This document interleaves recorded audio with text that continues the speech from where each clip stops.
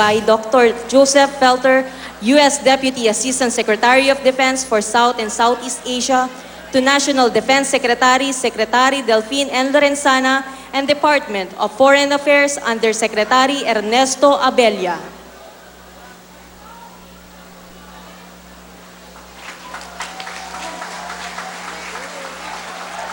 At this juncture, the President shall witness the handing over of the transfer certificate from DND Secretary Delfin N. Lorenzana along with DFA Undersecretary Ernesto Abella to Balangiga Mayor Randy D. Grasa along with Eastern Samar Governor Marcelo P. Picardal in behalf of the people of Balangiga.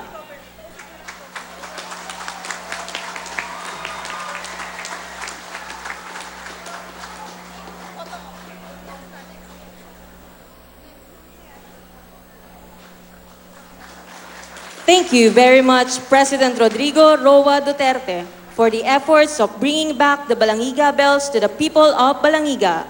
We are indeed very grateful for this remarkable historical feat.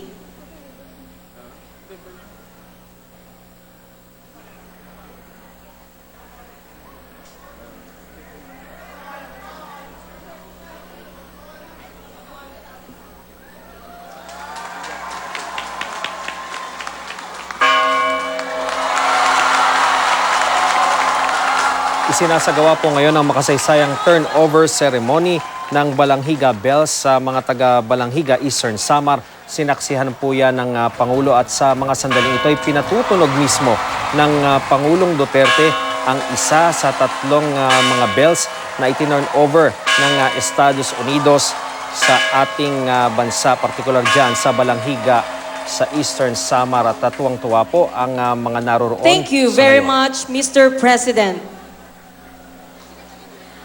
Again, ladies and gentlemen, the President of the Philippines, President Rodrigo Roa Duterte.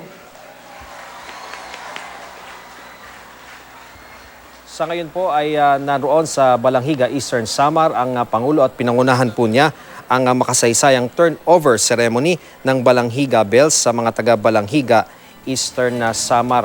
At makikita po natin na tuwang-tuwa rin ang mga residente ng Balangiga at sa wakas ay nasa kanilang lugar na ang tatlong bells matapos nga ang mahigit 117 taon. Narito po ang Pangulo at naghahandang magsalita.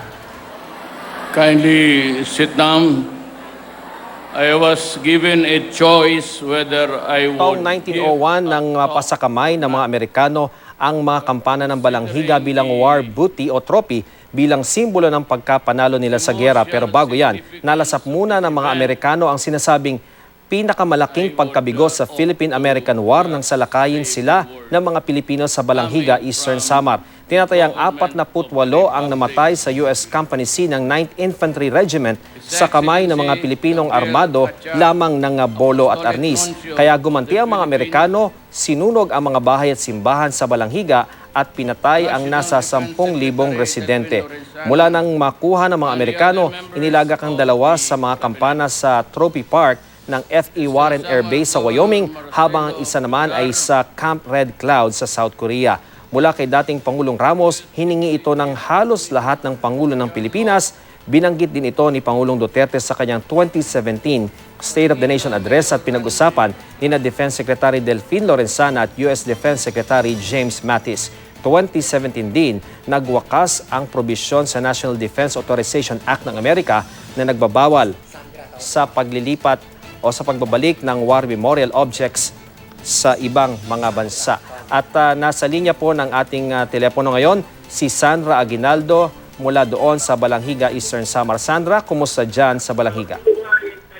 Yes, Ian, sa ngayon ang naobserbahan natin nung dumating si Pangulong Duterte ay nagpalakpakan yung mga tao at yan sa kanila yung sumigaw ng Duterte, tapos pumasok ang Pangulo dun sa loob ng auditorium at kanya nga pinatunog ng itong beses yung kampana, tinalikan pa yung kampana. Kung yung mapapansin iyan, yung nakasabit at pinatunog ng Pangulo, yun yung pinakamaliit na kampana, meaning yan yung nasa camp, galing sa Camp Red Cloud at yan din yung pinaniniwalaan na signal bell, meaning yan yung tumunog at naging hudyat ng pagsalakay ng mga Pilipino laban sa mga Amerikano noong 1901. Kaya rin parang siya yung malalim yung kwento doon sa tatlong bells na naririto ngayon. Bukod dyan, iyan, maikwento ko lang na kabilang sa mga dumating dito ay mga US war veterans mula doon sa veterans of foreign wars at syempre yung mga ilang war veterans na ina-acknowledge talaga ng gobyerno na tumulong para maibalik ang tatlong bells. Bukod dyan ay narito rin yung mga descendants nakikinig sila sa talumpati ngayon ng Pangulo at kabilang sila doon sa mga nakasaksi doon sa for the first time ay nakita nila yung itsura ng tatlong bells at narinig ang pagtunog nito. So yan muna, iyan ang pinakahuling ulat mula dito sa aking kinalalagyan sa Balanhiga, Eastern Samar.